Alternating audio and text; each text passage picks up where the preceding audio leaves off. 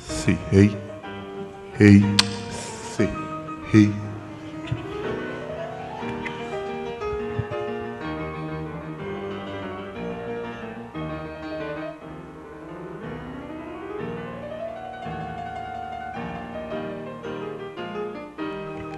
Hey, hey, hey, hey.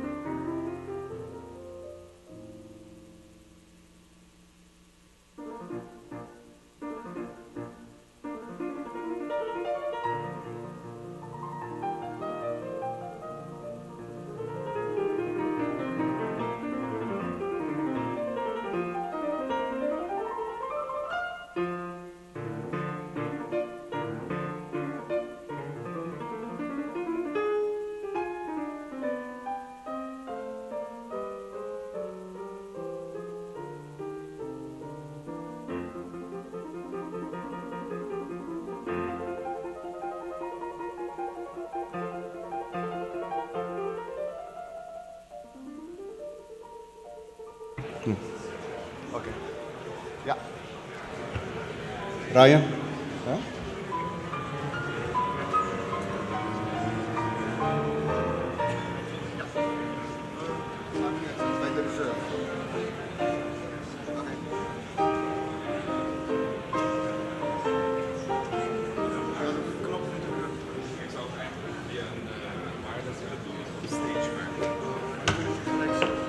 Yeah. A very good morning to everybody. Welcome to the conference Europe Meets Americas. We will be starting in a couple of minutes. Para la gente de habla hispana tenemos audífonos, traductores en la parte de atrás del salón, en la mesa. Sírvanse el placer de tomar uno para poder seguir en la conferencia. Muchas gracias.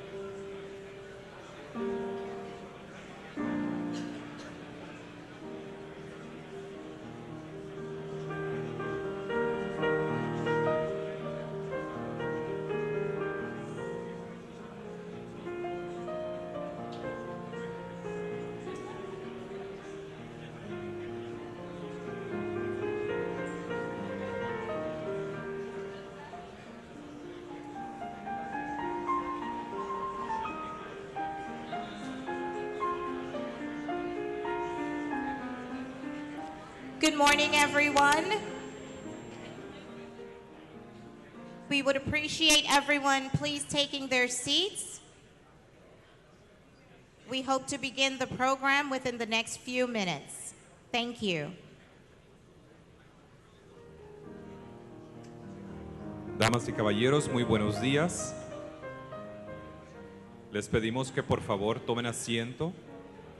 Vamos a empezar en algunos minutos para que los que necesitan audífonos traductores están localizados en la parte de atrás del salón. Gracias.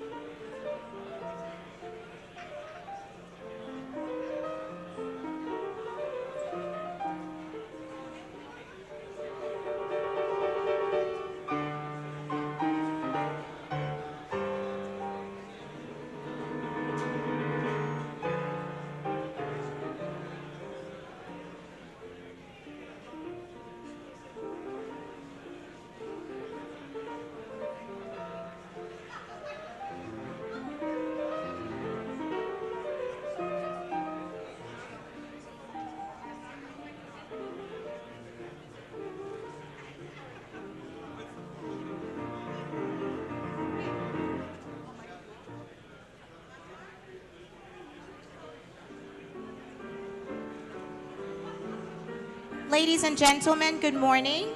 Our program will begin in 2 minutes. We ask that if you have not already found a seat, that you please do so now. Thank you.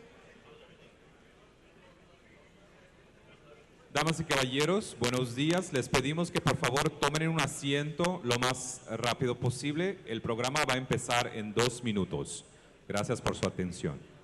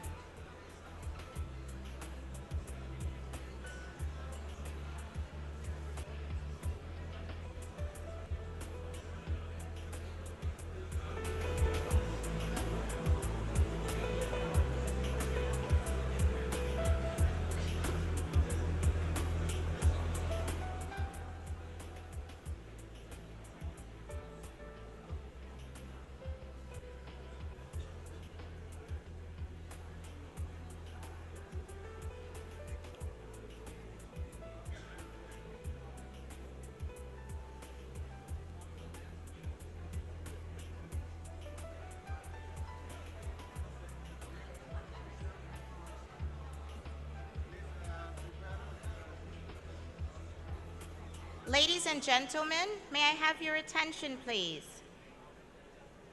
We are requesting that you please rise for the arrival of the Governor of Aruba, Mr. Fredis Rufiñol.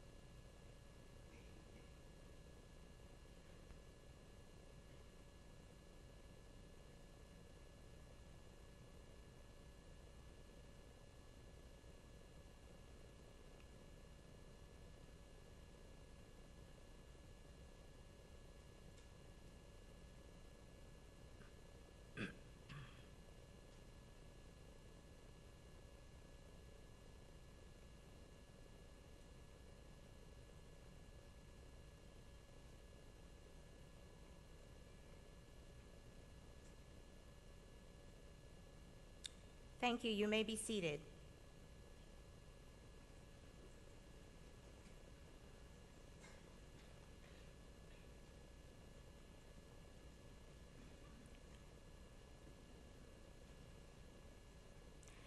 His Excellency, Governor of Aruba, Honorable President of Parliament, His Excellency, Prime Minister of Aruba and his distinguished wife, His Excellency, Minister of Finance, Communication, Utilities and Energy, Her Excellency, Minister of Economic, Social and Cultural Affairs, His Excellency, Minister of Tourism, Transportation and Labor, His Excellency, Minister of Plenipotentiary stationed in Den Haag, honorable members of Parliament, His Majesty's ambassadors of the Kingdom of the Netherlands stationed in Bogota, Brasilia, Buenos Aires, Caracas, Guatemala, Havana, La Paz, Managua, Mexico, Ottawa, Panama, Paramaribo, San Jose, Santiago de Chile, Santo Domingo, and Washington,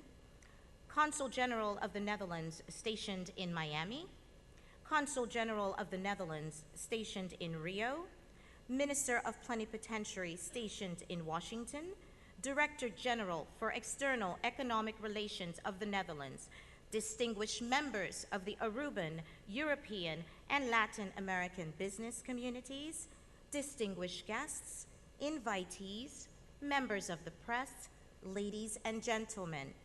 Bon dia and bon veni to our very first Europe Meets the Americas Business Conference. My name is Michelle Brooks, and I have the honor of being your host for this landmark event. Europe Meets the Americas Business Conference offers the unique opportunity to connect face-to-face with potential partners from Aruba, Latin America, the Caribbean region, and Europe, all in one place. This 3-day program will provide valuable information on both the opportunities as well as cultural practices within the different continents and regions. Prominent international speakers will give presentations on the prospects that exist for all of our countries.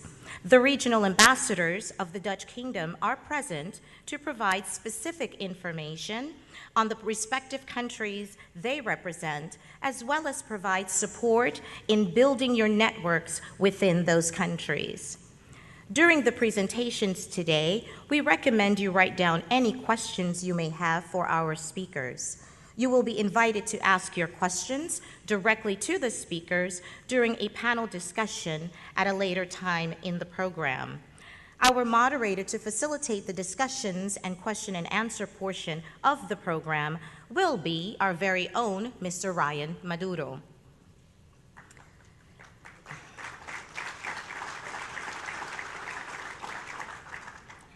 I kindly request you to please switch your cell phones to silent as we call our first speaker of the morning, our Minister, Michelle Hoiber Winkler.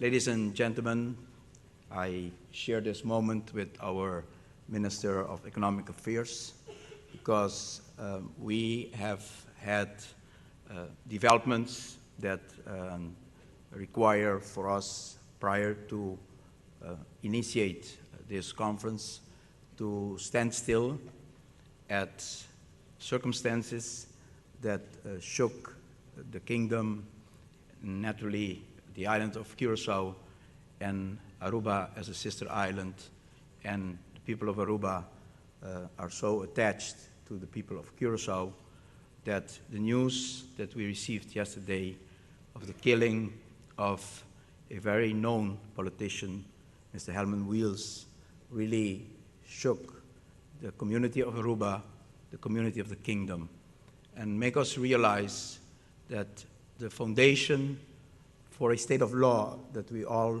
so cherish and work so hard to keep to foster, and to strengthen is always so vulnerable when we experience an event like yesterday.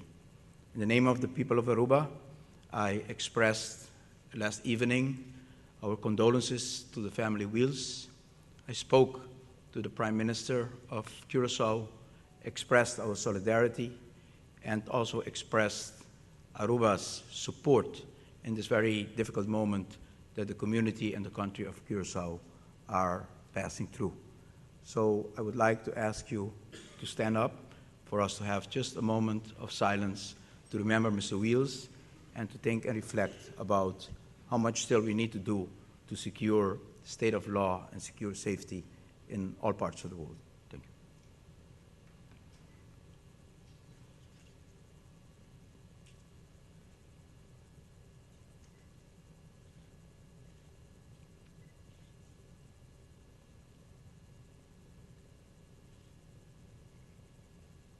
Thank you. And may God bless family Wheels, give them strength, and the people of Curaçao. Thank you very much.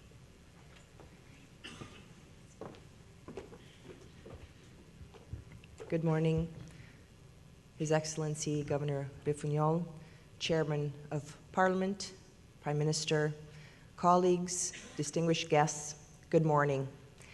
It is for sure an honor to open up this wonderful conference.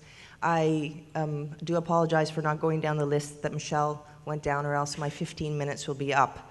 So I've been asked to keep it very, very short as possible, or else I'm going to be eating into the time of my colleague, Minister of Tourism. He says no. Let me get right into it then. Just some facts about, oh, we don't have, there we go. Let's start again. There we go. Some key facts and figures about Aruba, for those of you that do not have all of this information. We are, of course, a country within the Kingdom of the Netherlands, with a lot of reason to celebrate very recently with the crowning of our King and Queen. Our official language is Dutch and Papiamento, but many other languages are spoken. We have a very small island. We have a population of about 101,000 people, a literacy rate of over 97%, very good life expectancy. We are outside of the hurricane belt. We have a premier airport and cargo hub. Our airport is an investment from Schiphol in the Netherlands. We are one of 5 countries worldwide that offers pre-clearing U.S. immigration and customs in Aruba. So all of these things, of course, make us a very attractive investment destination and tourism destination, of course. Our quality of life, we rank very high. We're number 26 in terms of Human Development Index, and we love to boast about that. You know, Aruba, one of our key mottos is Aruba is a beautiful place to live and a beautiful place to visit.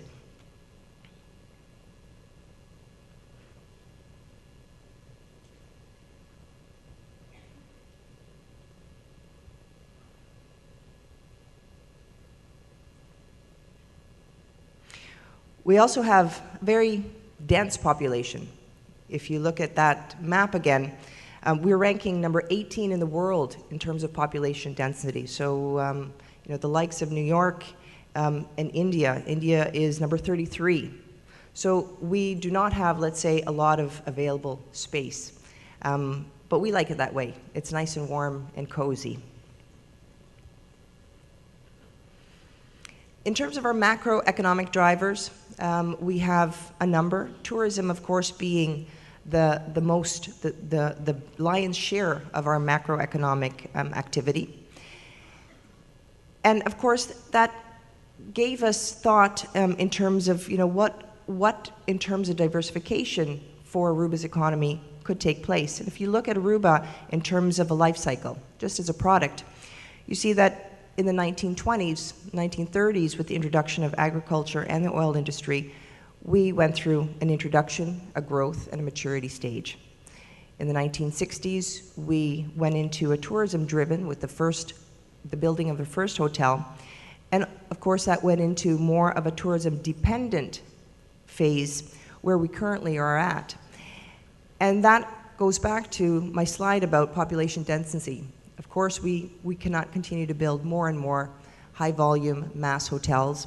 And so the question remained, well, what do we do as an island, as a country, to introduce what the next phase of economic development would be that would also be able to take us to the next level. And so it gave us a moment to be able to look at what are the things, what are the value-added assets that we can bring to the table. And if we looked at it in terms of an inventory, well, we have a geopolitical position that is very unique. I just introduced that. We're part of the Kingdom of the Netherlands, but we're also very close by to this region, South America, Latin America, in the Caribbean. Besides that, we have a very attractive business climate. We have had investors investing for many, many years, luxury brands in all kinds of different areas, financial, the banking, real estate, insurance. So this has been, we have a proven track record. And we have been diligently trying to improve that business climate as well, trying to remove as much red tape as possible.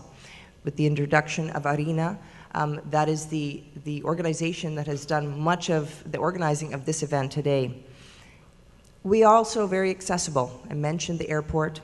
We, of course, have a superior airport and harbor facility. We have excellent and very unique environmental conditions. So solar and wind and sea surrounding us. Besides that, superior infrastructure. I see the Minister of Infrastructure sitting there. He's very happy that I've included that in my slide. Yes. And we have a highly skilled labor force. Again, literacy rate of 97%. And we have what a friend of mine calls, it would be sort of the service DNA in our bodies. Arubans have excelled in the service industry, and our friendliness, our mannerisms have, of course, contributed to this. So all of that put together started to shape what we call the Green Gateway. And what do we mean by, the Green Gateway? Well, this is really what we envision to be smart and sustainable economic development, that we utilize our geopolitical ties and with an investment and a commitment to renewable energy, to sustainability, to realizing that we must look at our world in a different way. And putting that all together to create value and profitability for companies around the world. That's it in a nutshell. There's many, many other components, but if I was to sort of summarize, really, this is the gateway concept. Creating value and profitability for companies that want to do business either in this region or in Europe.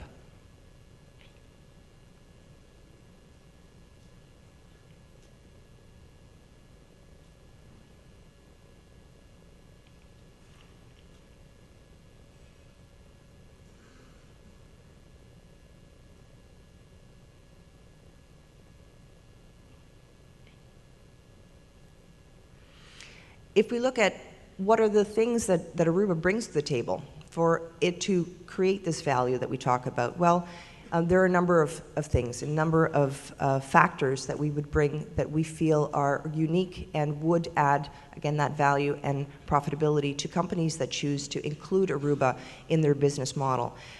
Cultural and legal translator. I think this is one of the things that perhaps is a little bit intangible, but it is something that's very, very important in terms of business relationships, is understanding cultures. And so we understand both a European country, a European culture, and also the Latin American culture.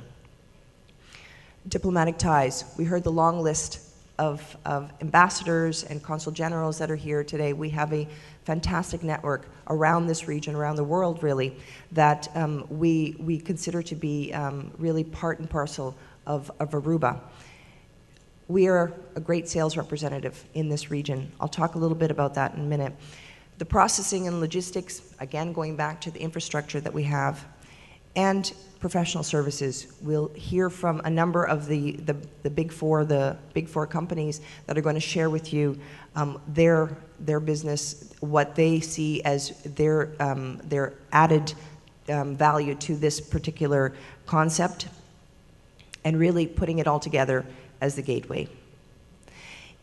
We recently had a report that was put together by Ernst & Young, a wonderful report that identified some key opportunity areas. I will not go into all of those, but really we talk about the 4 areas being the green zone, technology green zone, financial intermediation, business integration, tourism or expansion and diversification in our tourism market, and logistics. And if we look again at that one particular sort of technology green zone piece, this, of course, comes back to this commitment and investment in renewables. We will also hear later on today about a little bit more about some of the pieces and organizations that have been put in place to make this a reality. So we have an excellent representation of TNO, and TNO, I believe, is on the agenda to introduce themselves to you. We've organized a number of green conferences starting in 2010, if I'm not mistaken. And we are also part of the Carbon War Room, an initiative by Sir Richard Branson that we have signed on to be the first, actually, country that has made a commitment to 100% renewables by the year 2020.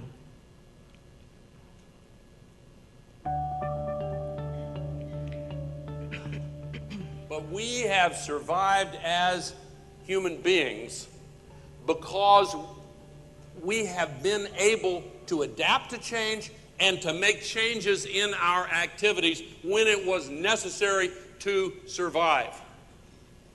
We have the opportunity now to make such changes. And as we do so, with Aruba, bless you, among those leading the way, not only to stave off this horrific environmental crisis globally. We don't want more Pakistans. We don't want more Russian fires. We don't want these kinds of tragedies. But at the same time, we can give places like Aruba and big places like the United States a chance to become less dependent on other nations and other parts of the world for the lifeblood of our industrial economy. My country is now involved in wars in the Middle East for multiple reasons. don't want to get into it. I was against it, but one of the reasons clearly was that the global economy is now so dependent on the global oil market, and the whole market is dominated by these large pools of oil in the Persian Gulf region, the most unstable part of the world. And yet we have sunlight, and we have wind, and we have geothermal resources, and we have these young people who can help us become much more efficient. And we don't have to waste so much. And enough sunlight falls on the surface of the planet in 1 hour to provide 100% of all of the energy the world uses for an entire year.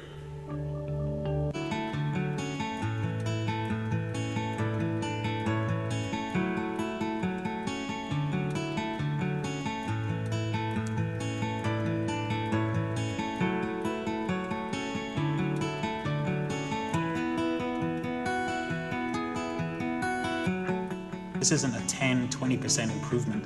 This is Aruba being potentially one of the first islands to flip off fossil fuels entirely and show the world how to get that done. On a small island, a small surface, with a population density larger than New York, we can provide a good quality of life in a sustainable way.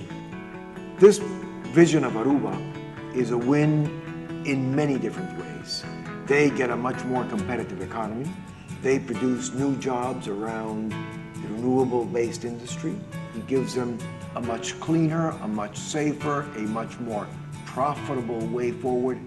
But where Carbon War Room helps this whole process is gathering The companies on one side that are interested in taking their green technologies onto an island, improving their metal. Lockheed Martin Corporation. SAIC. Shell. Sundurance Energy. And then on the other side, a government, a pioneering prime minister. There are a lot of steps still to be taken. Who spots the connection between the green economy and the long-run economic well-being of their population. Carbon War Room really plays an important bridge factor between the public sector's ideas and the private sector capacity to translate ideas into action. What we're really doing is tying together these solutions to climate change to real practical solutions on the ground that can inspire a nation. Why not take what we learn here in the case of moving towards renewable and apply it in other nations, other regions around the world? How do we collectively put together a first ever experience in the history of humanity? If we could have such a contribution to other nations and other people, I cannot say how happy we would be. So just to give you a flavor of really this very unique opportunity that Aruba has, and that of course, as the gentleman said, you know, companies that want to be part of this to test their mettle in Aruba, of course, are going to be carried along with this momentum, and it's really going to be a very unique opportunity. So that's just one particular area, but clearly there are a number of other opportunities. That's just in the sustainable piece. But if you look around today and over the next 3 days, there are 205 companies around 17 countries. That is a big footprint. And 743 participants. That was at last count. It might be a few extra, trying to squeeze in. And the point is that, you know, the opportunities are there. It's now for you to discover what those are. And over the next 3 days, that is the intention. The objective is to grab this opportunity by two hands and really make the most of it. Sectors that are here today include financial, agriculture, food and beverage, business services, health, energy, information technology, construction, water management, just to name a few. A number of different areas. Some of the ones that we've said were in the key zones that we've identified, but a number of others. Manufacturing. Let me just talk a little bit about that in closing, because I see they're getting very nervous that I'm going to continue to talk, but I'm wrapping it up now. And to leave you with a concrete example, because I really don't want you to think that this is all theory and it looks great on paper, but that there is concrete examples of this gateway function already happening. And I want to leave you with one of these, which is the story of Office Systems Aruba. This is a local company, a small business, that I call the pioneer in Gateway. And essentially, they used to, or are still, a company that sells office supplies and office equipment. They, a few years ago, realized that they had to retool their organization to meet today's demands and meet today's competitive environment. And they started to look at what are the ways that they could do this. This is in a nutshell, and by the way, the owner of, the managing director of Office System is here, so if I say anything wrong, just keep it to yourself. Dauphin is a German company that engineers office equipment and furniture at home as well. And this was a product that they had already been importing and distributing on the island. And they looked at, well, what about if we started to actually make these products here and become a manufacturer on a small scale, but for this company? And they started looking at ways to be able to do this. And again, I mean, Aruba does not have the population that would be able to handle the volume that normally would be associated with manufacturing. But they had a vision of being a gateway for this company, this German company that would normally ship to this region. And what about if we started to do this, some of these products here, retooling their staff to be able to start on this new path, a new journey. And that is exactly what they did. After a few years, actually a very short period of time, they were able to incorporate this into their business model and received the manufacturing's license from Dauphin that normally would never be awarded to a company in a location so small, but they proved themselves and they made the case that Aruba is the place to be as a gateway for this region. So congratulations to Office Systems Aruba for this, and because of this, and because that they had the opportunity to get this international license, they were able to get certification of ISO. So another win-win. Again, going back to that life cycle, if you see over an 80-year period of this introduction, growth, maturity stage, what we believe is that the Green Gateway, that Aruba adding value to companies all over the world that want to do business in this region and parts of where we are represented, is really the next phase in our life cycle, a new moment in time. Thank you very much. I wish everybody a very successful and fruitful 3 days in this wonderful conference, and look forward to speaking to many of you. Thank you very much.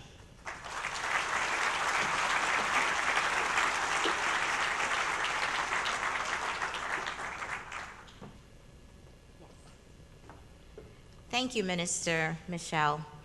Our next speaker is our Minister of Tourism, Transportation and Labor, Minister Otmar Oduber.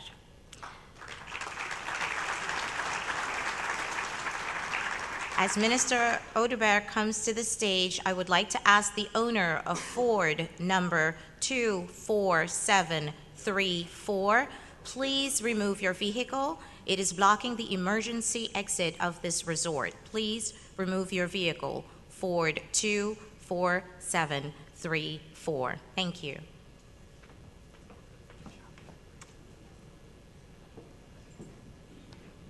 Just for the record, it's not mine, so I can continue with my speech. Bon dia, His Excellency, Governor of Aruba, and President of Parliament, Prime Minister, members of parliaments, our colleague ministers, ambassadors of the Kingdom of the Netherlands, all partners from Latin America, Europe, Aruba, and all other very important invited guests present here today. It is my pleasure to present a short address to you this morning on this important occasion. Important because for decades, entities such as the Central Bank of Aruba and the IMF have stated in all the reports that Aruba is too dependent on tourism, that it should diversify its economy, and it should diversify its tourism. This diversification has been and is a priority on the agenda of the government. In the research commissioned by the government, Ernst & Young has identified tourism as an opportunity for further diversification. This does not come as a surprise. Aruba's tourism has been a pillar of the economy for over 23 years. A recent article published this year in the International Journal Tourism Research, written by Jorge Ridderstadt, Professor Robertico Cruz, and Professor Nijkamp, in which they studied the relationship between tourism and long-term economic growth in Aruba, they have concluded that in the case of Aruba, we need to continue to develop tourism for future economic growth. The message is clear. Aruba has the capacity and needs to continue to develop tourism but in a sustainable manner. Aruba's mission to become a green gateway for entrepreneurial, knowledge-driven economic development based on sustainability is clearly a goal that we would like to pursue. I hope that through this conference, you can identify areas of opportunities and partnership. I want to congratulate our Prime Minister and all the teams supporting this endeavor for the exhaustive efforts to move this forward, and of course to all of you for being in this historic moment and beginning of a new era for Aruba.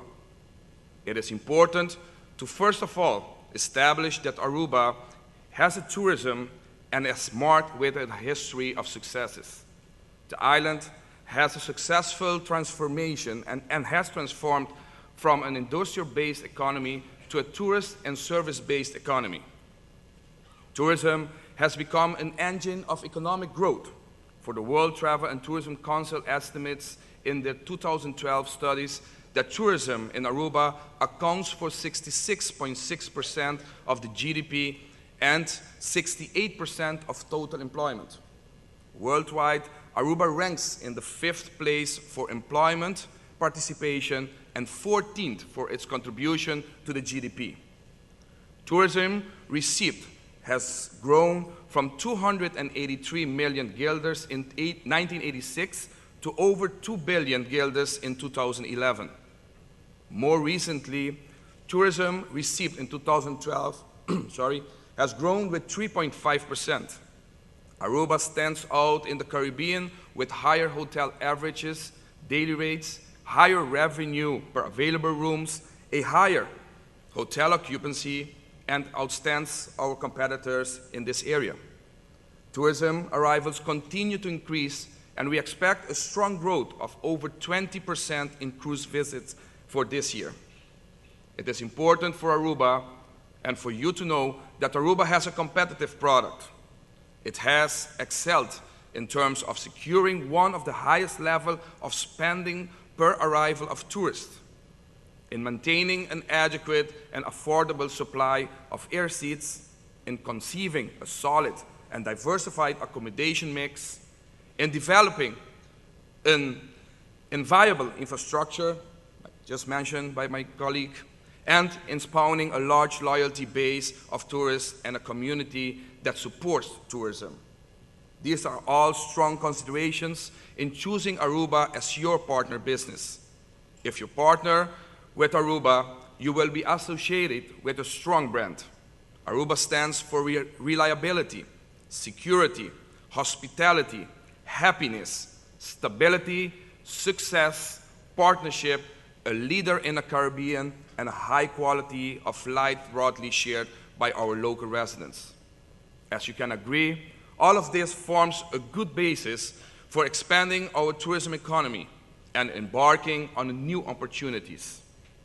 A research that I commissioned and that was published in 2012, the Strategic Plan for the Development of Tourism for the 21st Century, Winning the Future, indicates that the main concern of the stakeholders is related to the perception that Aruba has overstretched its resources. This concern is associated with overdevelopment, migration pressures, and their effects on the cultural and social fabric of the nation and the slowing productivity levels in the economy. It emphasizes that the new phase of tourism in Aruba could be associated with the search for a model in which it enhances the quality of the life of both the residents and tourists. We believe that ang Aruba dushi pabiba ta ang Aruba dushi pabishita, which means if it is wonderful to live in Aruba, it is also wonderful to visit.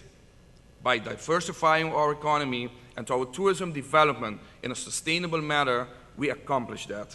So perhaps the most important thing I say today is that we have to continue to grow, but grow smarter, grow sustainable. As the Minister of Tourism, Transportation and Labor, in order to propel continued economic growth through tourism in a more sustainable manner, the following can be highlighted. We have established a new Aruba Tourism Authority to guarantee financial sustainability and enough flexibility to function independently from the government. This, of course, has resulted in an increase of over 100% in marketing dollars being spent in marketing, as I mentioned, and ensures a strong and continuous marketing of Aruba as a destination. We have established the Tourism Product Enhancement Fund. That is a fund derived from the 2% room tax from timeshare owners that is used to invest in the improvement of our tourism product. We have invested almost $8 million in the past 2 years in projects that improve the infrastructure, service, and security on island. The Aruba Airport Authority has invested millions in order to make an increase in traffic of private aviation possible. With our expertise and good reputation as a basis, we are promoting registration of foreign aircrafts and expect to an increase in that business. We have diversified our tourism source markets and now have 13 gateways to the US and a total of 8 in Latin America and 3 in Europe. The Aruba Airport Authority has endorsed the government's vision to make Aruba a hub between Europe and Latin America and has increased heavily and invested heavily in infrastructure to make it possible for Aruba to strengthen its possibility as a gateway. We have amended important laws regarding labor and will enter the second phase of flexibilization and modernization of laws to ensure a better quality of life for the employees and to increase productivity and efficiency.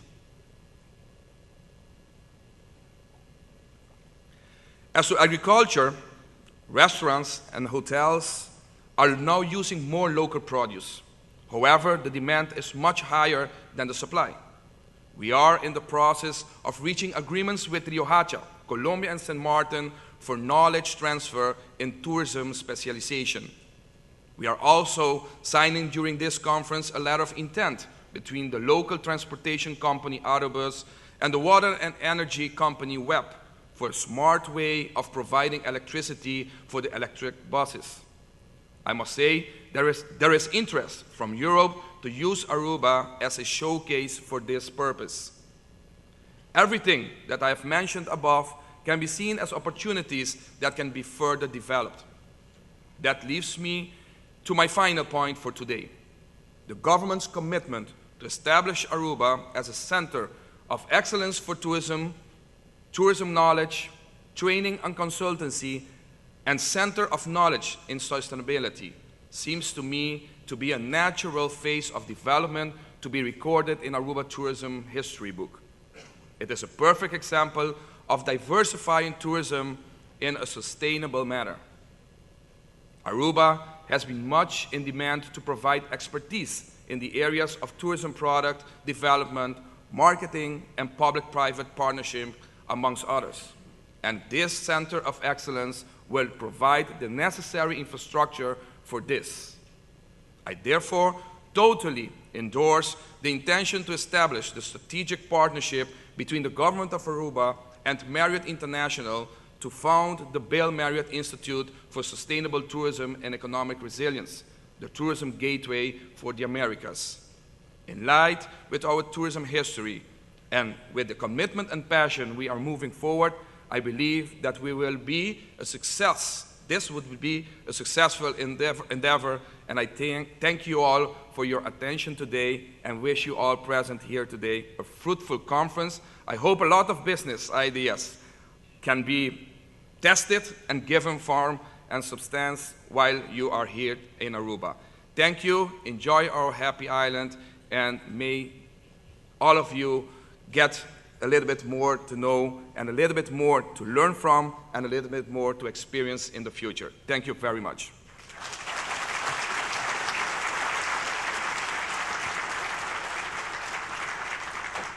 Para la gente de habla hispana, le queremos recordar que en la parte de atrás del salón tenemos audífonos traductores para su comodidad. Thank you, Ryan. Thank you, Minister Oduber. Our next speaker is our very own Minister of Finance, Communications, Utilities, and Energy, Mr. Mike de Mesa.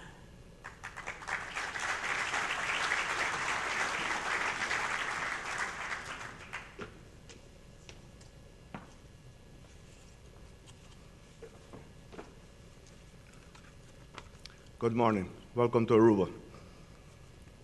His Excellency, the Governor of Aruba, Honorable President of Parliament, Honorable Member of Parliament, the Prime Minister of Aruba, colleague ministers, ambassadors of the Kingdom, welcome to Aruba, distinguished guests, ladies and gentlemen. Welcome to Europe Meets Americas. Aruba, as most countries in the world, faces a future with considerable challenges on the energy platform. Rising and volatile fuel oil prices, for obvious reasons, which subsequently cause instability on the socio-economic aspect of our society, will not lead to a sustainable future. The gross domestic product envelope cannot be pushed uncompromisingly based on rising consumption of an energy resource that seems to be non-renewable and depleting. Such growth would be as limited as the duration and affordability of the limited energy resource it is fueled by. Furthermore, for years, the environmental pollution limits have been pushed to horrible levels, which call for urgent remedy and consequently a more conscious approach towards the human energy obsessive behavior. Aruba has taken the decision to turn the flow. The government of Aruba, under the leadership of our Prime Minister Mike Hayman, has been for some years now and continues to take action to be the most sustainable and energy balanced country in the region or even in the world by the year 2020. 100% sustainable, dependable, and socially responsible energy balance based on renewable sources. This will guarantee the stability and longevity of the economic, social, institutional, and environmental aspects of our society.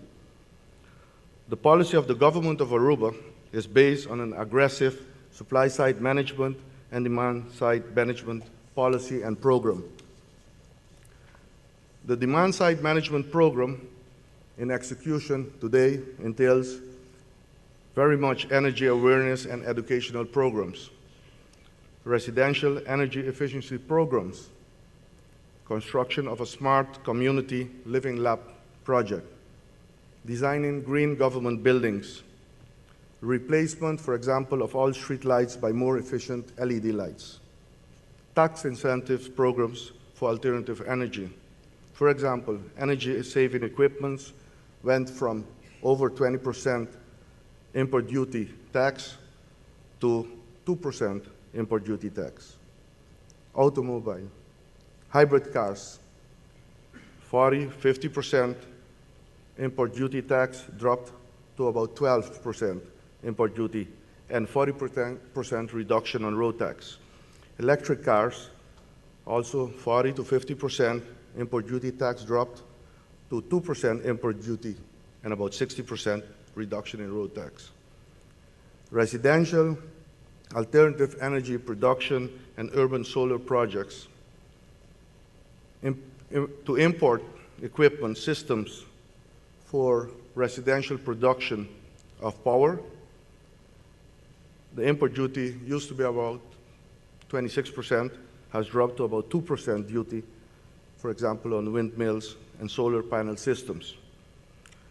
Now, utility companies also purchase residential production surplus. On the supply side management in execution, the government, together with the utility companies, have been working on efficiency upgrade, new technology, fuel substitution. Conventional steam turbines are replaced by higher efficiency recip engines, an increase of well over 60% on efficiency. Conventional desalination units, such as multiple stage flash, are replaced by high efficiency seawater reverse osmosis that has an increase of about 6 times the efficiency. There is a program that the government is working on to replace fuel oil by LNG, gas, as a transition period and as a backup for grid stability operation, which is in progress. Now let me be clear on the replacement of the conventional steam turbines to recip engine. That has been done already. The conventional desalination units replaced by seawater reverse osmosis have been done. The LNG project is in progress. The government is also busy studying, looking, engineering at the existing electrical grid to be replaced and upgraded to a smart power grid system. The first 50% of alternative energy entails moving from 20% wind energy to 40%. We already got 30% installed. Based on efficiency, we could have 20% of our demand supplied by wind energy. It's right now in operation, producing about 15% of our demand. The government has signed, not too long ago, I think about a month or two ago, a solar park for energy production at the airport. The complete parking lot of the airport is going to be covered by solar panels, and it's going to produce about 3 to 5% of the Aruba demand. Also, we are focusing to have anywhere between 3 to 5% wind-solar mix production at residential homes. All of these are in progress, or being executed, or are executed. Also, the Minister of Infrastructure is busy with a project to have installed a waste-to-heat conversion plant at the waste facility that will produce about 3% of the electrical demand, the power demand of Aruba. Furthermore, the government will pursue deep-sea cooling and seawater energy conversion. Also, as you know, we have established, together with our partner from the Netherlands, a TNO, Caribbean Research and Development Center. Also, Carbon War Room, together with TNO, have joined Aruba, the government of Aruba, as a strategic partner for a roadmap for 100% fossil fuel-free vision for the year 2020. Actions already resulted that the utility companies were able to structurally lower the price of potable water by 33% and the price of electricity by 16% last year. The overall target is to have lowered the price of water and electricity structurally by 50% by the year no later than 2015, and to have lowered the emission of CO2, carbon dioxide, by 70%, and the SOx, the sulfur dioxide, by 99%, also by the year 2015. We have already achieved 50% of these goals. Aruba proudly will set itself as a sustainable development center of the Caribbean and will lead by example as a clean tech green zone gateway in the region. Therefore, the government of Aruba welcomes each one of you here present today to join us to make the world a sustainable energy platform for the future. We've been working on this platform and this plan very hard for the last couple of years, once again under the leadership of our Prime Minister, Mike Ayman, together with a team of ministers supported by a team of parliament members to get the people of Aruba to realize this is the direction to go. The world has huge and big challenges for the future ahead, and we're working, and we want to be able to share our knowledge, experience with the rest of the world. So thereby, we invite you to join us. Thank you very much. Enjoy your day.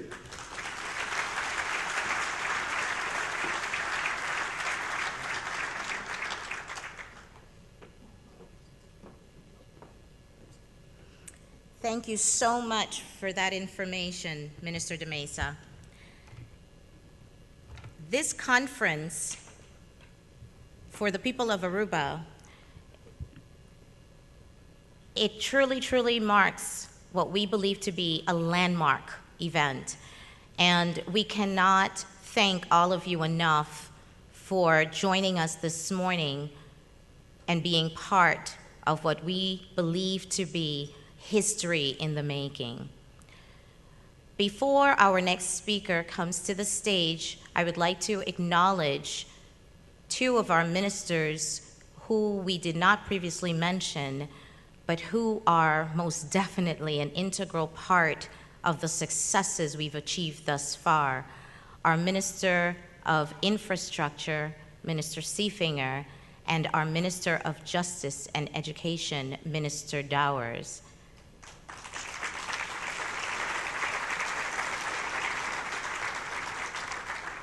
And our next speaker, the visionary behind it all, the leader of our small island nation called Aruba, our Prime Minister, Mr. Mike Amon.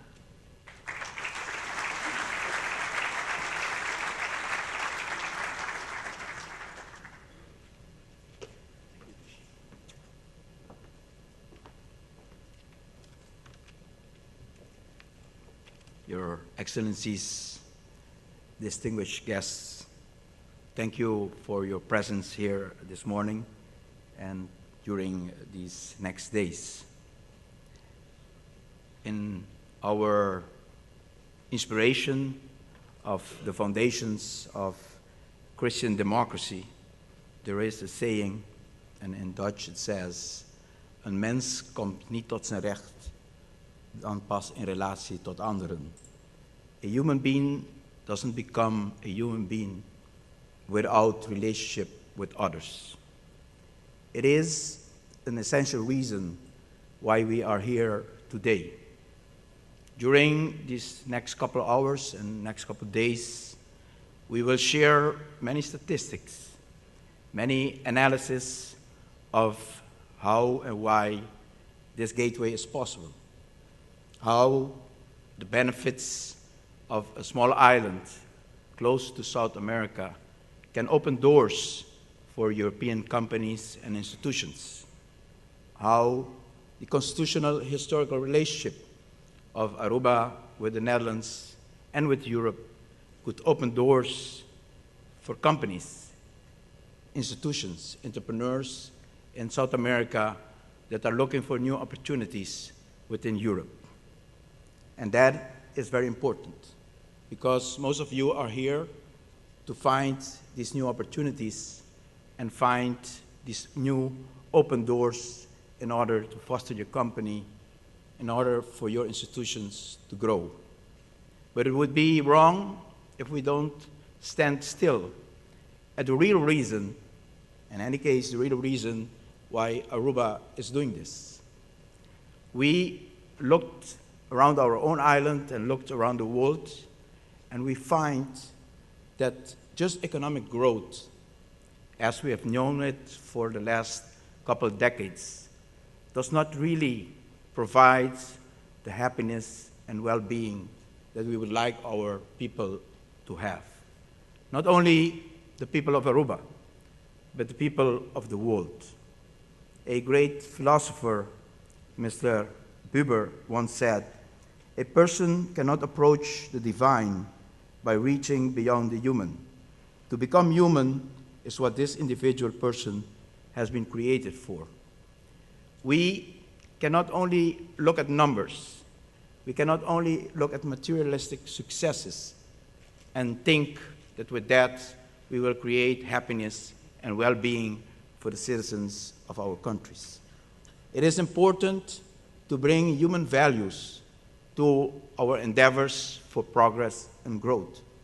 It is important for us to share, to create platforms where new ideas, new technology, innovations will not only be used exclusively for the growth of one country or one people.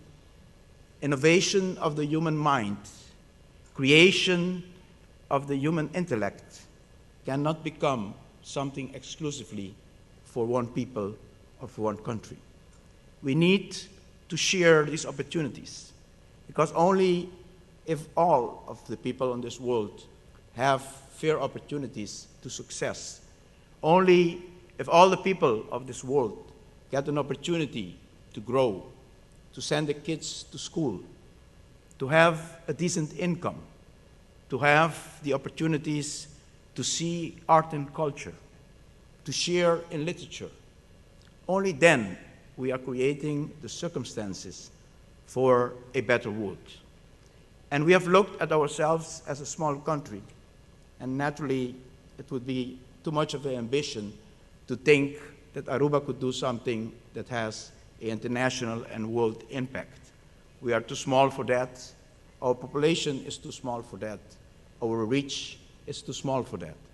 However, we can face some challenges with some new ideas, with some new approaches, which put people first, which put quality of life first.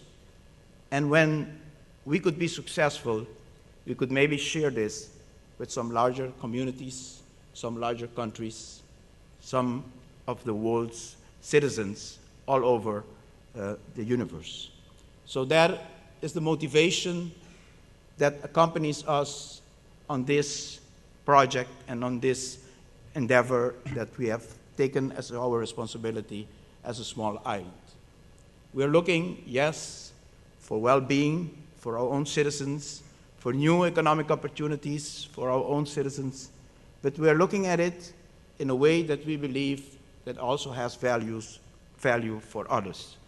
We are looking at it with a sense of responsibility towards our common man all over the world. And we have looked at what Aruba can mean for Arubans, but also for others. And in that research, in that reflection, we have found that a country can better develop in a way that the democratic basis of that community is improved, where citizens' participation in whether we build a road or we build a school, citizens' participation if we're going to build a park or we're going to build a sport field, citizens' participation if we're going to invest more in education or in economic development. These are important decisions which many people sometimes believe that are arranged during elections and voted for on party platforms, and afterwards we wait for 4 years before communities can be involved. We believe that the community has to be continuously involved.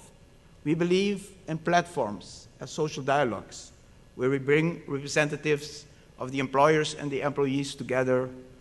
We discuss, we debate, but at the end, we come up with solutions that are carried by a broad base in our society. Our citizens should participate when we talk about even the change of the color of the public houses, on the roads that we will be building around their neighborhoods. We need to give citizens participation in the choices we make in order to make our society more sustainable. It's not only sustainability on the area of energy, it's sustainability in the area of our democracy, of our social economic development.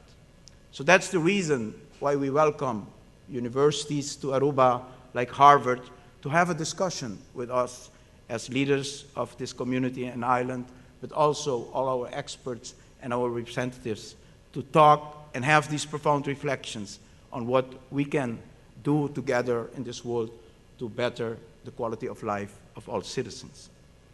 And in order to have success, we need to do this together.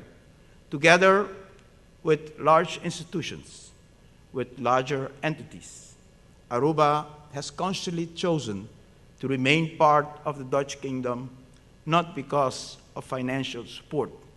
We have canceled financial support more than 10 years ago when we ended development aid as we knew it. Aruba has chosen to continue being part of the Dutch Kingdom because for a small island, we see that stability, security can be provided based on good confidence, based on goodwill and trust. We don't have to distrust a larger entity when we try to find ways to enter the world together, like being part of the Dutch Kingdom and being part of the foreign affairs policies of the Dutch Kingdom. When we can secure the integrity, the territorial integrity of this small island by being part of the kingdom's defense mechanism, we are providing security to the island's citizens, and we are doing that in good cooperation. These are important factors. Our legal security, with our access to the Court of Cassation all the way in The Hague, provides Aruba an extra security, provides Aruba with the needed security for its investors. So Arubans have made a conscious decision. We are very proud of our autonomy. We are maybe the proudest country on a national day when we celebrate our flag and our national anthem, when we stand in our parliament and we can vote on each legislation that determines what kind of economic policies, what kind of tourism policy, what kind of social cultural policies we will be applying on our island without depending on any entity to tell us what we need to do. But in that same pride, there is rationalism that says that for certain items, you need to work together in the kingdom relationship structure, but also internationally. You have to work together in order to secure not what politicians care about in the sense of their own power, but secure the quality of life of the citizens. When you put the citizens first, you immediately see that cooperation is one of the areas where you can create a better access for new opportunities for your own citizens. So it's coming and stemming from this own conclusion that we took as a small island, from the same sentiments that is driving us to find a better quality of life for our citizens. We have looked at the opportunities internationally, and we said, this is not something that we would like to do solely and alone for Aruba. We want to go on this venture together with the Dutch Kingdom, with all parts of the Dutch Kingdom. We want to go on this venture together with all our neighbors. We want to go on this venture together with the European Union that forms part of our constitutional attachment to the kingdom. And if we do this in a smart and a conscious way, with our eyes on a better quality of life for all citizens of this world, we can find a lot of added value in this relationship that Aruba enjoys. All the countries here present of South America, I can assure you that working with Aruba, with these values as our guiding lines, with these values as our structure for the quality of life that we are looking for your citizens also, you can be assured that we will not rest until we can also open doors for La Guajira or São Paulo or Rio de Janeiro. We will not rest until we can also find a new entrance for companies in the Netherlands and Europe to find new markets within South America, all with the prospect of creating employment for the unemployed, for creating jobs for young Aruban professionals from TU Delft or Wageningen that now might not be able to come back to Aruba because we don't have enough diversification in our labor opportunities. We have an important task to create happiness and well-being for our citizens. And we cannot do this alone. I started saying that a human being can only become a human being in relationships to others. That is also what counts for countries and societies. We can only become a better country, if we work together, if we find the added value that each one of us can bring to the table, if we can work together to open closed doors for our societies and find new avenues toward progress for our people.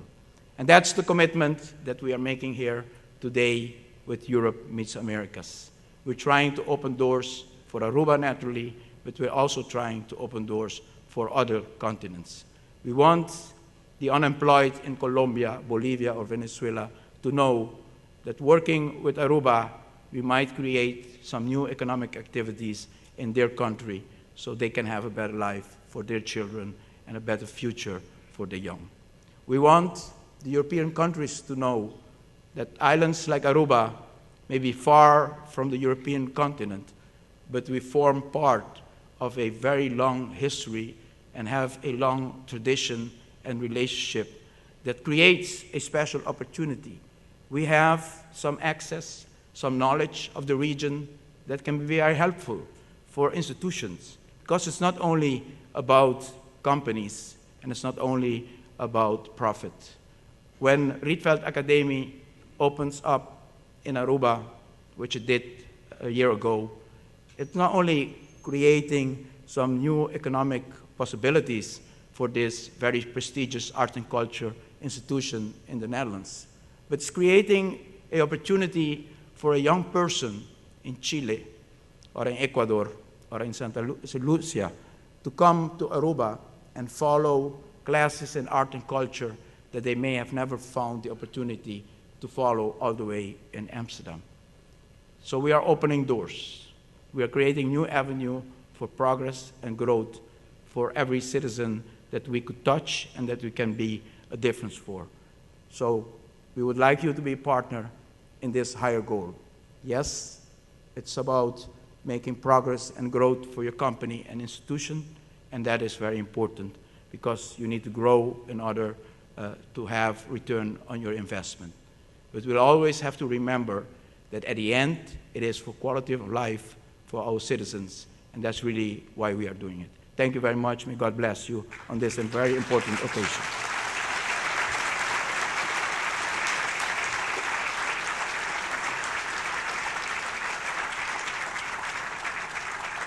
Para nuestros visitantes de habla hispana, por favor, utilicen el canal número 1 para la traducción simultánea y les pedimos que dejen los dispositivos de traducción cada vez que salgan de la sala de presentação. Para os nossos visitantes de língua portuguesa, utilize o canal de número 2 para tradução. Pedimos-lhe para deixar os dispositivos de tradução a qualquer momento que você sair da sala. Thank you, Ryan. See, I had to get Ryan to do that because there is no way those words would have come out right from my mouth. Thank you so much. It is indeed a blessing to be a citizen in a country where the leader of the country believes in the well-being of its people and the pursuit of happiness. So as our Prime Minister so wonderfully said, we are indeed a proud and blessed people here in Aruba. So we thank you for those words, Prime Minister Ayman. We will continue with our speakers for the morning. Our next speaker is the Director General for Foreign and Economic Relations and the Vice Minister for Foreign Trade at the Ministry of Foreign Affairs in the Netherlands. His name is Simon Smits, and he studied in Europe, of course, at the VU University in Amsterdam. He started his work at the Ministry of Foreign Affairs back in 1983, and he has since then served as head of the Bureau of the Secretary General, head of the Economic Department at the Netherlands Embassy in South Africa, head Nature and Environment at the Permanent Mission to the EU in Brussels, as well as the Senior Advisor of Government Relations to Shell International and Acting Director General for European Cooperation. Please join me in welcoming to the stage Minister Simon Smits. Mr. Simon Smits.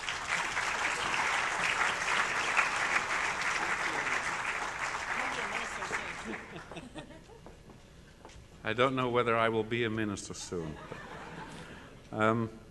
Excellencies, ladies and gentlemen, let me first of all say that it's a very ungrateful task to be speaking after a guy like Mike Ayman. But nevertheless, Latin America is booming. And it's not just Latin America, obviously, because by now you have all understood that obviously Aruba is booming, maybe even more. Now, I haven't come to this beautiful island on my own.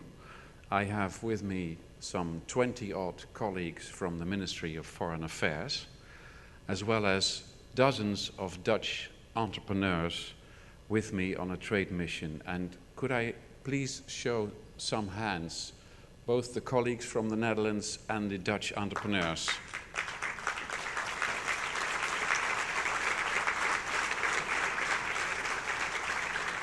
We will, I can let you into a small secret. We will have another conference. Can I say this, Mike? We have another conference next year. And I guarantee that the number of Dutch hands will at least be double or treble the amount that you see today.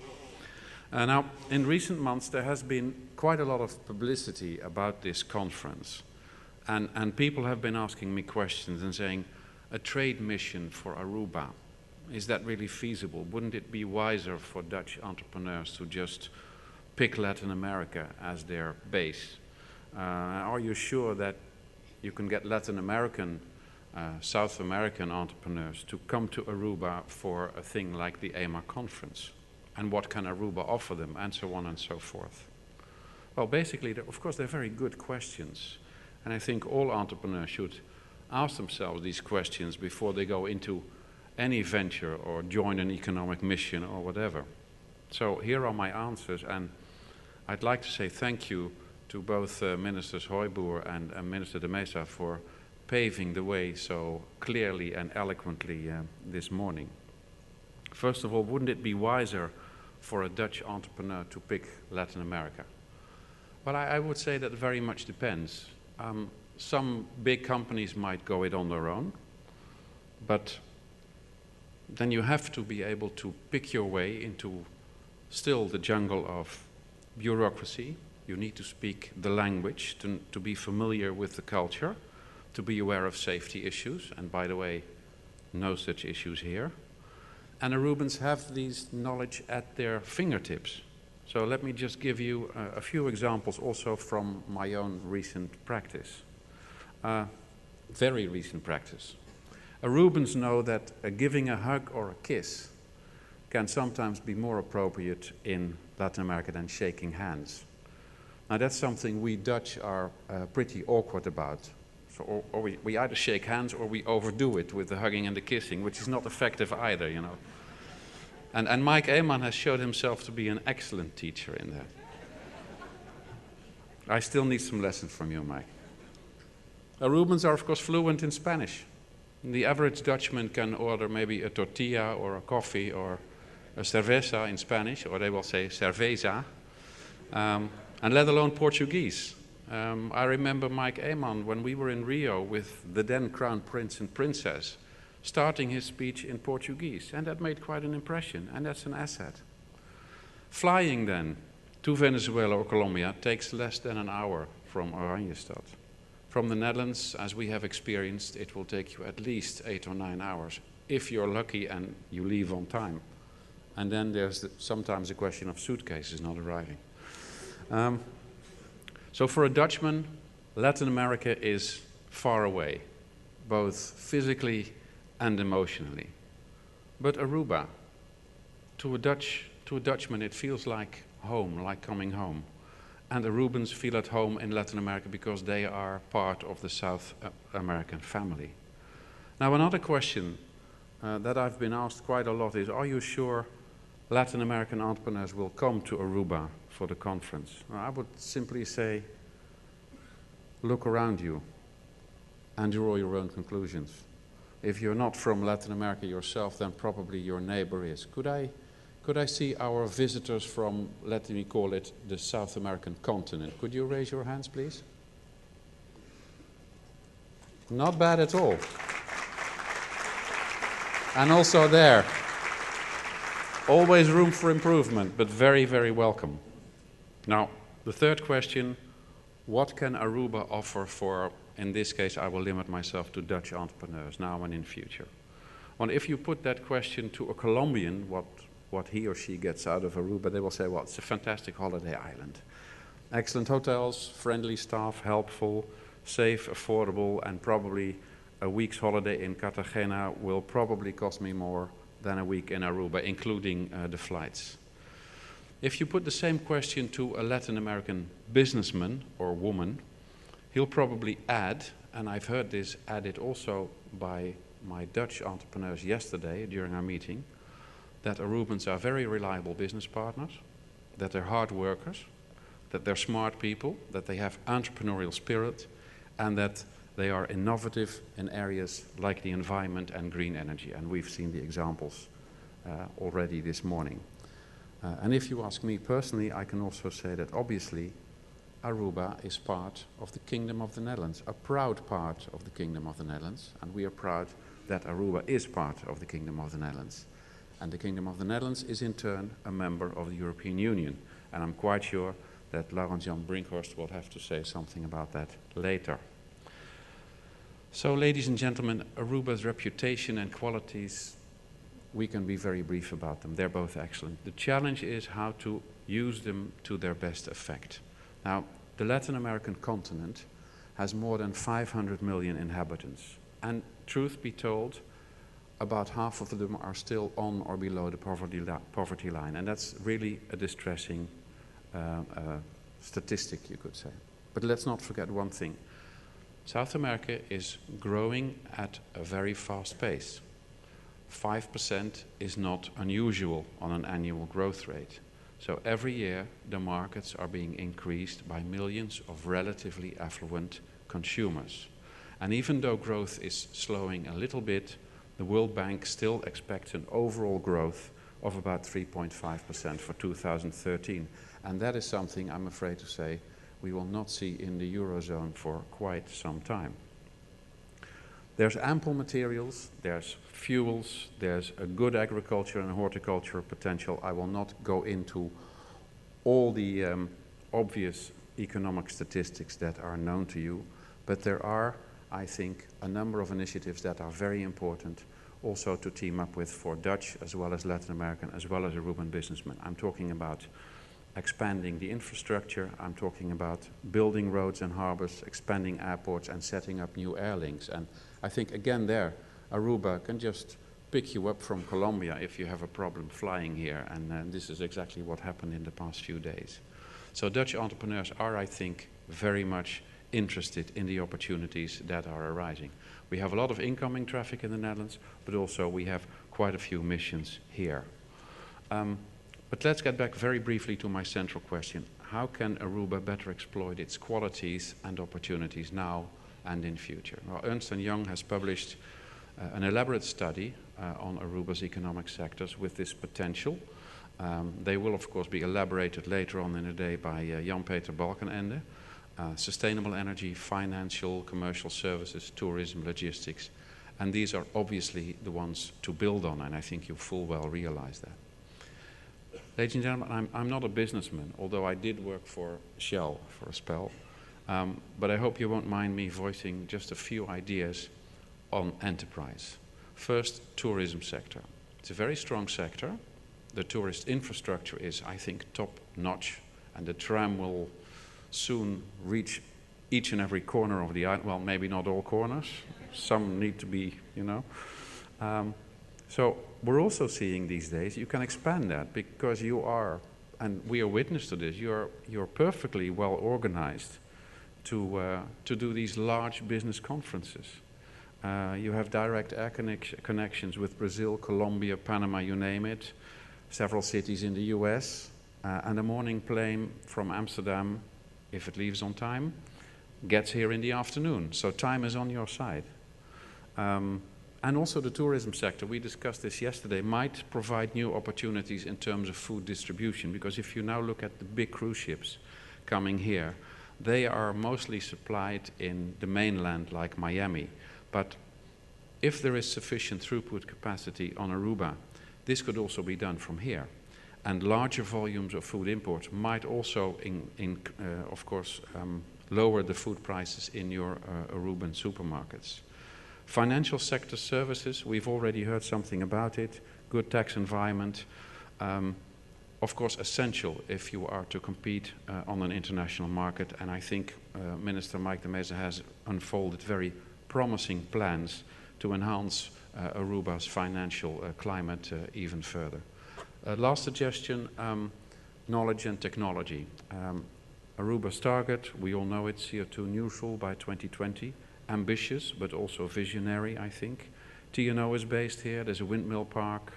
You will start replacing the liquid fossil fuels by natural gas.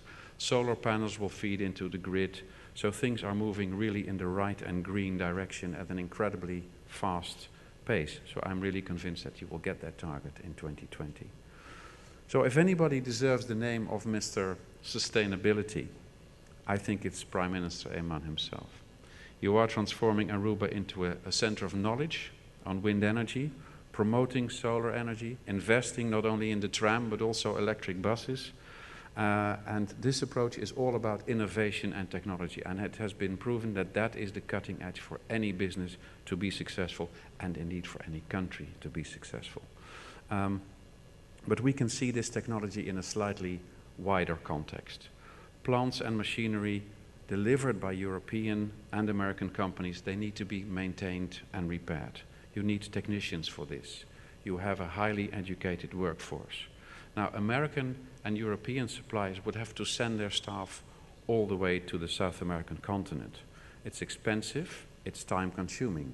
So there also, you could think of Aruba as a services, a technical services hub, after-sales services. You have the bright youngsters, you have the sound technical background, you have the training facilities. So from the hub of Aruba, these people could operate swiftly, efficiently throughout Latin America. I'm concluding, ladies and gentlemen.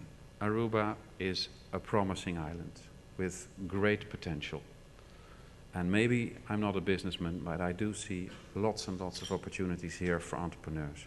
And we will make sure that we will do everything in the coming days to highlight those opportunities. And thank you for allowing me to share some thoughts with you on the future of Aruban business opportunities. And I wish you a very inspiring and productive conference. Thank you very much.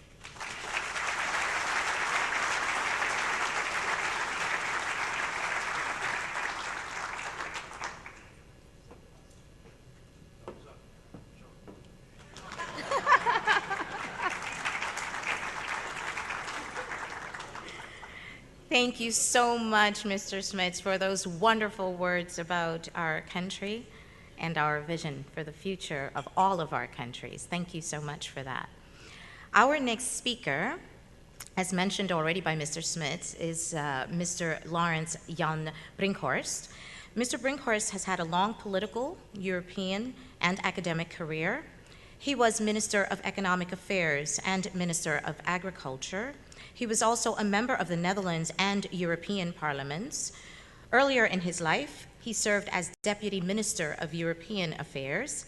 And with the European Union, he served as the EU ambassador to Japan and was subsequently Director General for Environmental and Nuclear Safety. In academia, he has held chairs at Groningen, Leiden, and Tilburg universities in the Netherlands, as well as in Lausanne in Switzerland. Ladies and gentlemen, Mr. Laurens Jan Brinkhorst.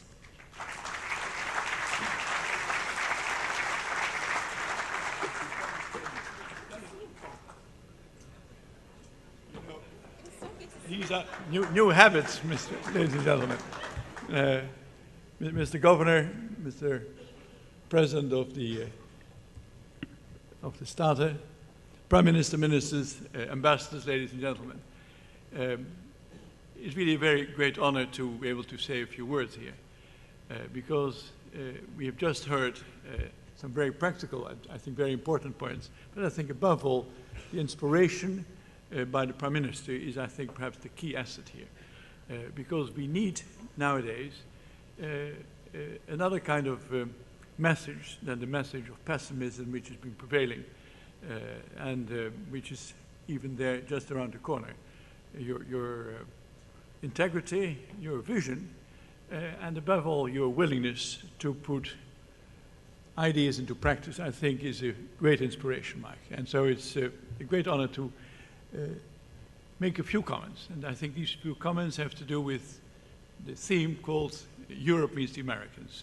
I've been asked to say a few words about the wider setting of the big changes which are taking place at the present time. It's nearly a commonplace to say, but I think the new power centers, and Latin America is such a new power center, is of course an important factor of chance and opportunity to Aruba. Countries like Brazil, Colombia, and Panama are just around the corner from Aruba. And are part of the growth pattern of emerging markets. Someone of my age had never expected that 50 years ago we would see Latin America with the drive and the ambition of the future. Venezuela has elected a new president. It's of course too early to make any predictions about its immediate future, but the proximity to Aruba and its cultural affinity to the island are obvious. And quite naturally, and that point has been made earlier, North America remains a very important factor for Aruba's development. Tourism, it has been said, provides some 75% of the island's income and is a major share of its welfare. But it's not all. We've just seen that President Obama visits this week Central America, and he presented a very strong message. The message is more trade and investment, not protectionism, is the key to the future, and that is the key of the future development of the region. But obviously, the second part of the theme, Europe meets America, is Europe. And it is quite clearly true that Europe goes through a very difficult period of adjustment. It is not only a question of the north or the south, but it is also mentally an effort to adapt to the changes worldwide with the new power centers in Latin America, but also in Asia, and not to forget in Africa. And obviously, the euro crisis affects all European countries. And the Netherlands, and Simon Smith made his point quite clearly, is an integral part of the European internal market, and as such depends very much on its functioning, its continued existence, and its future. And at the same time, it is a basic component of the structure of the Dutch economy, which remains very sound indeed. There are a lot of talks about it, and sometimes even comparisons are made to the early 80s. Well, let me say this very clearly. The basic soundness of the Dutch economy is there. We need to adapt, but any comparison to 30 years ago is totally unjustified. But the primordial question in Europe is whether the European institutions, but above all the member states, have the vision for leadership and can gather the political will to make the required long-term necessary adjustments. And these are necessary precisely because of the dynamism around us in the rest of the world. They are necessary to remain a dynamic factor in an increasingly competitive world. But too much pessimism is not justified. I made that point earlier. The last 5 years have seen a gradual strengthening of fiscal and budgetary discipline, but it is now generally recognized that it is the time for new investments to foster growth and bring down the high levels of unacceptable unemployment, which are seriously affecting the futures of a new generation. But against this background, it should not be forgotten, and the figure of 500 million was just mentioned. Latin American market of 500 million is equal to the European market of its 500 million population. And it remains the largest market worldwide in purchasing power. Europe remains a major source of education, technological innovation, and social and cultural advancement. And over the last 50 years, and I think that is very relevant for this conference, it has become the most important player in the setting of world standards. Access to and application of standards like regulatory and phytosanitary, but also technical, accounting, and health norms are there. And I do believe that these standards are very important, and the word security and stability has been mentioned a number of times, also for Aruba to be able to apply these.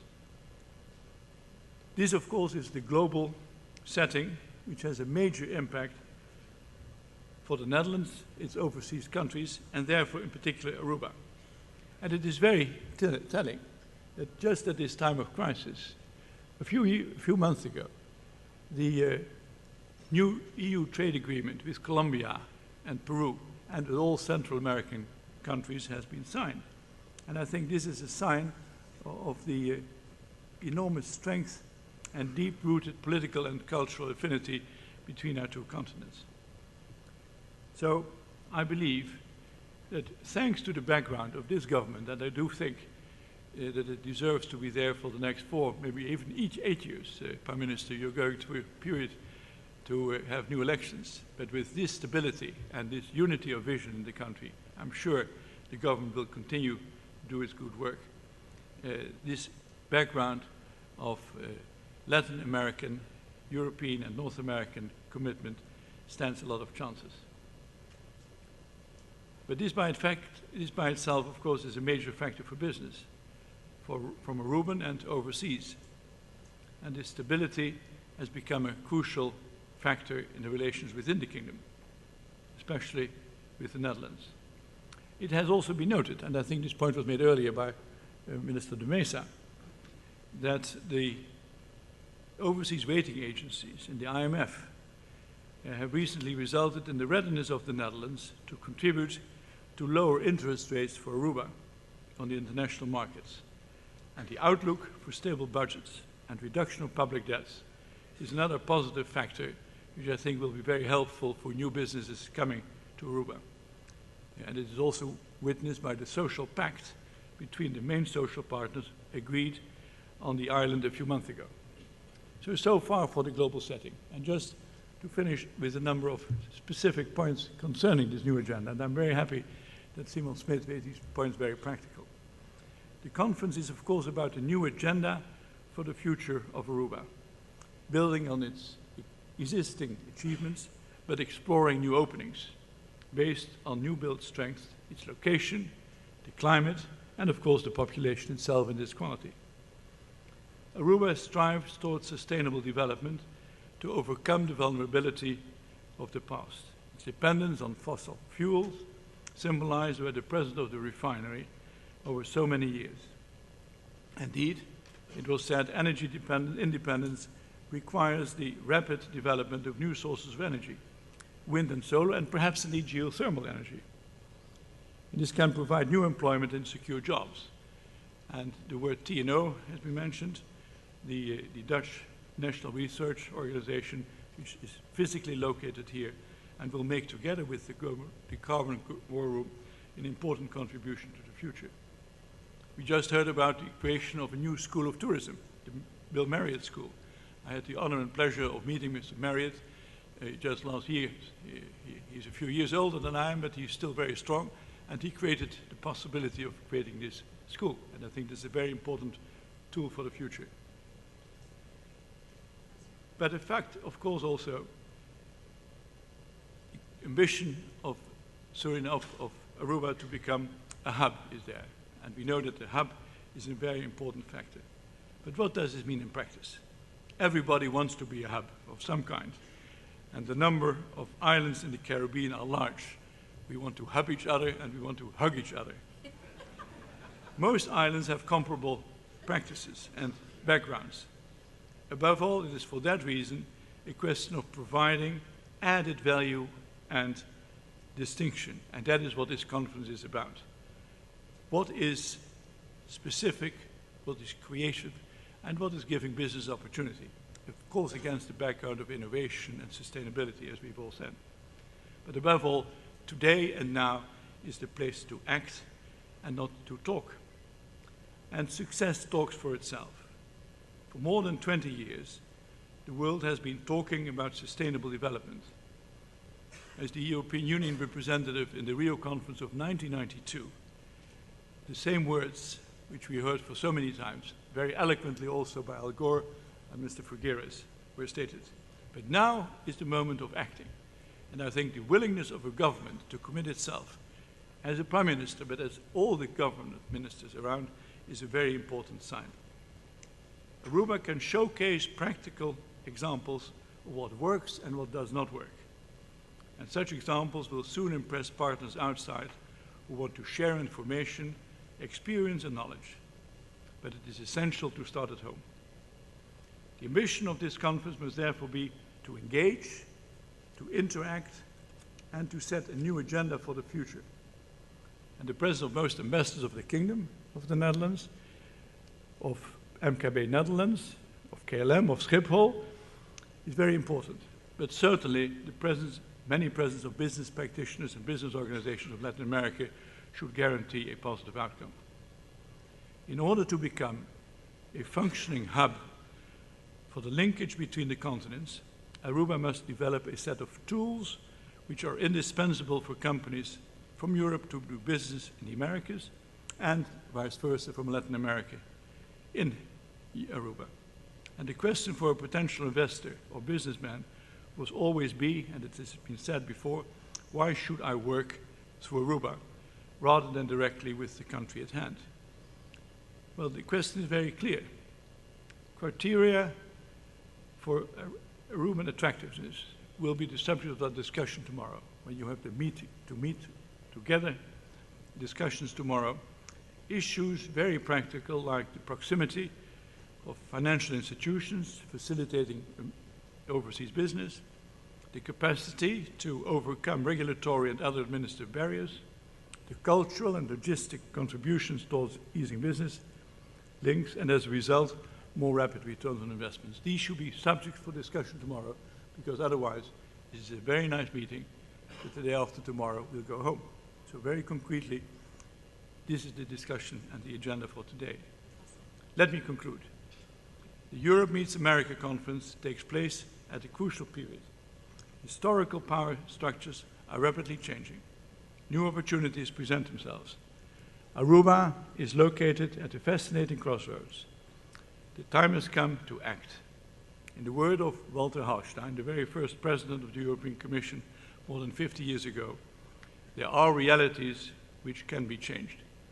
And Aruba is the place where it can start to happen. Thank you very much.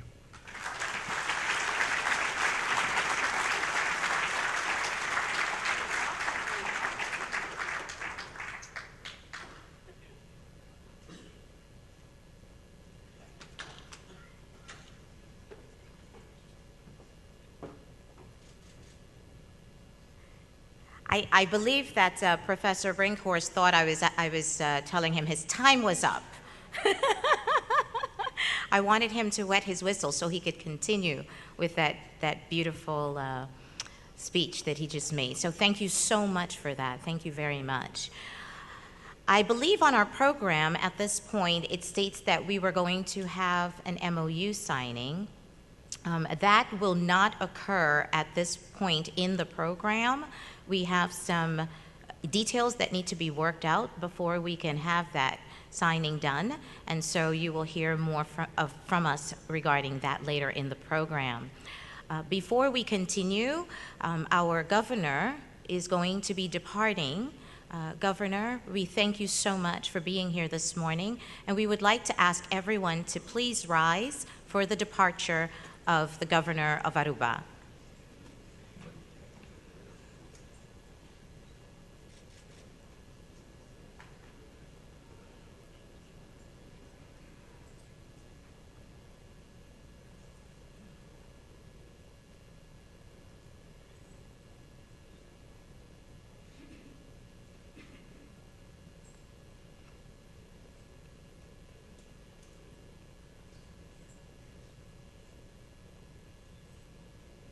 Thank you. You may be seated. So, I believe you deserve a break. Yes? I see it on your faces. Please look at your watches. We have built in a 30-minute break to allow you the opportunity to access your emails, get on your mobile devices, but just a couple of housekeeping notes before you leave the ballroom. We do ask that if you have translation equipment, that you leave that equipment on your seat or at the table that is on the outside of the room, but please do not take the translation equipment outside of the ballroom. And also, we have set up a lounge right across from this ballroom with some fun, entertaining activities for any of you that may have time to do that. Please enjoy your break. We'll see you in 30 minutes.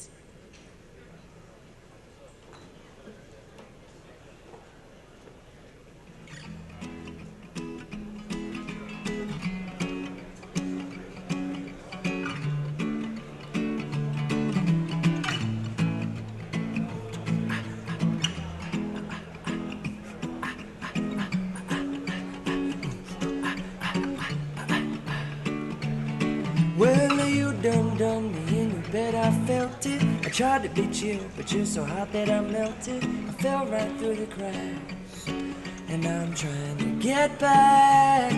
Before the cool done run out, I'll be giving it my bestest, and nothing's gonna stop me but divine intervention.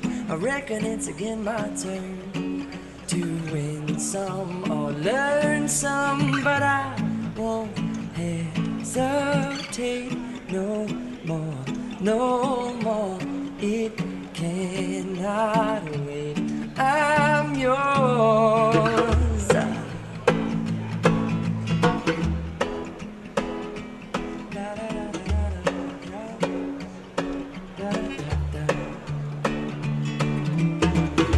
Well, open up your mind and see like me. Open up your plans and damn, you're free. Look into your heart and you'll find love, love, love, love. Listen to the music of the moment, people dance and sing. We're just one big family. It's your God-forsaken right to be loved, love, love, love, love. So I won't hesitate no more, no more. It cannot wait. I'm sure there's no need to complicate. Our time is short. This is our fate. I'm yours.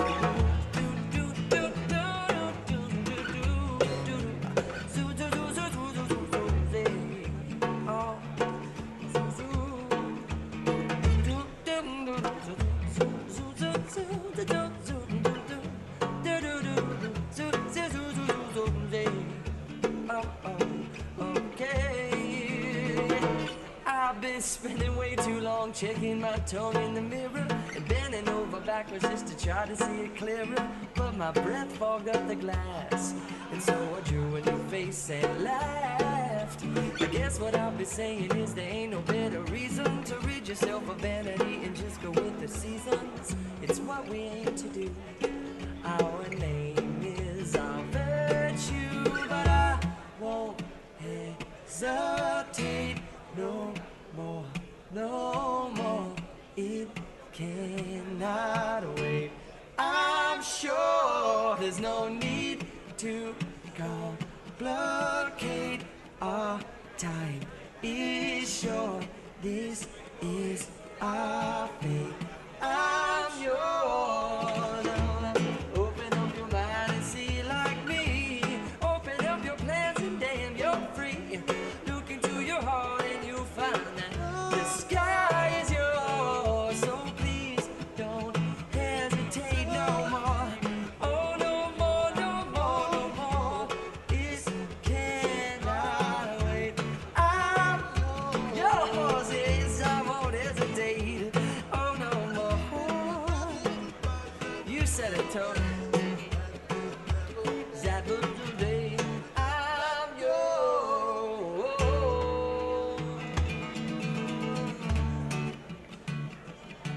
I'm yours. Oh,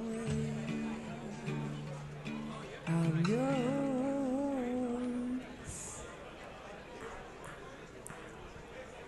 Yours.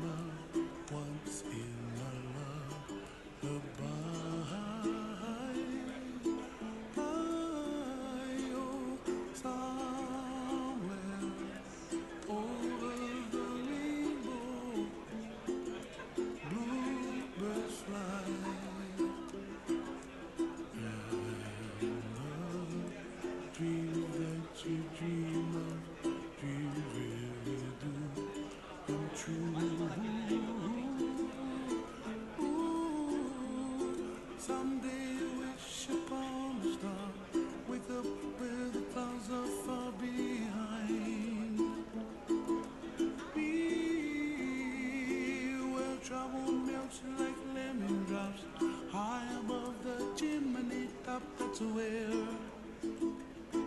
you find me, oh, somewhere over the rainbow.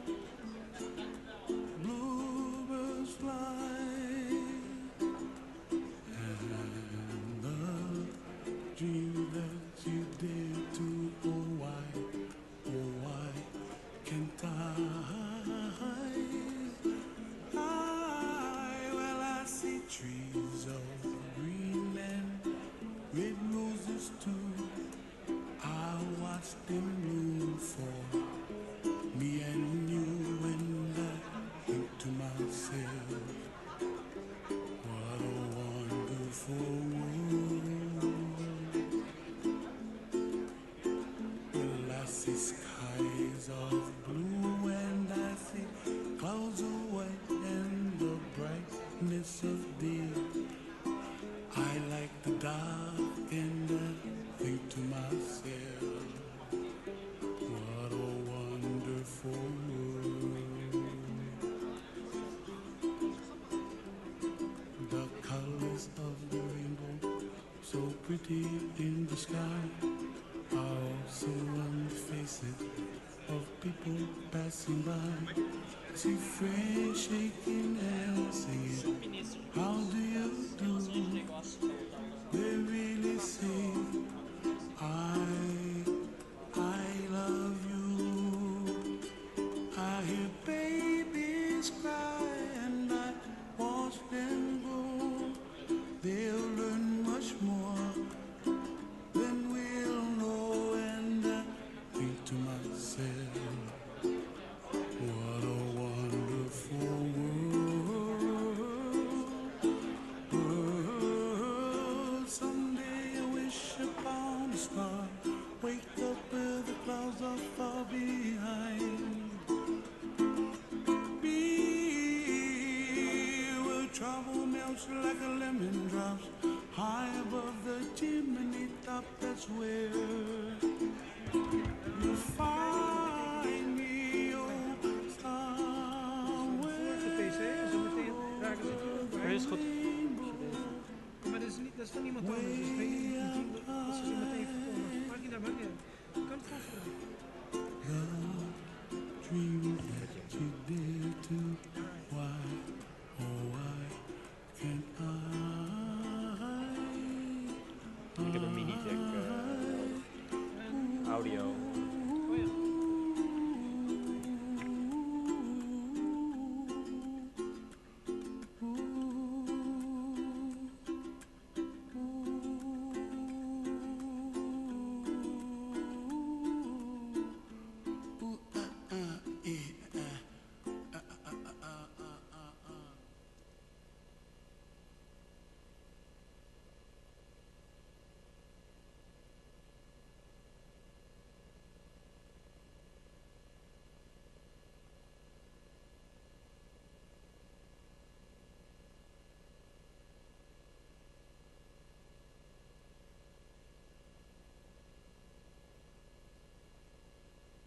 Nederland.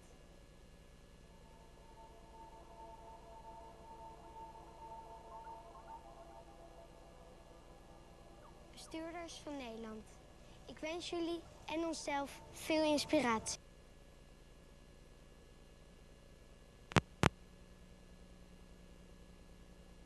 Deze even aan weer zetten. Die mic staat er nog aan. Oké, prima. Alright, zo als je... Voordat je erop... kan iemand...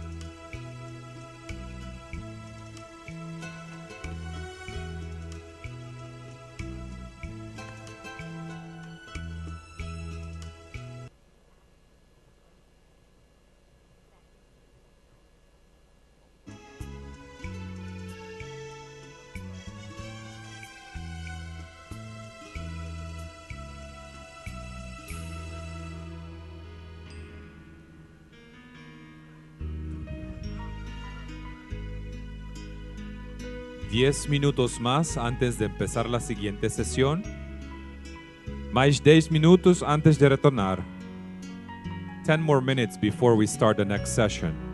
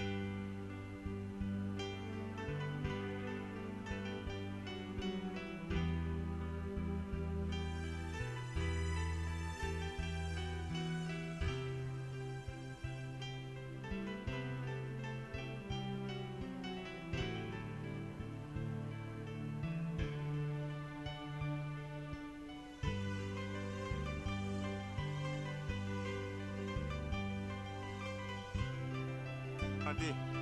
Côté à vie.